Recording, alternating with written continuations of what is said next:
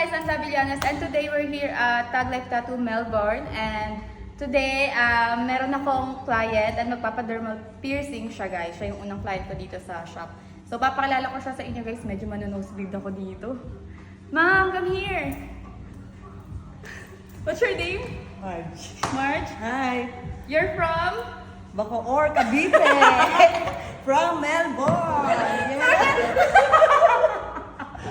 Guys, so siya yung client natin, magpapadermal si Ate Marge. Saan mo gustong palagay? Kaliwa kanan? Kaliwa. So dito yung angle mo pag magpipicture ka, ganyan. Ready ka na? Yes. Dami niya rin tattoo Kabado. guys. So, saan ka nagpa-tattoo? Pinas. Sa Pinas. Dito, may tattoo ka na dito sa Tag Meron Life. kay Tag Casey Life. Tats. Wala pa sa Tag Life eh. Soon.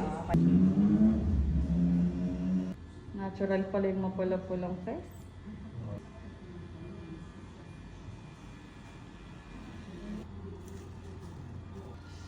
Check mo lang. Pero yan na yan. Oh, sige. Angas nga eh. Parang sumingkit eh.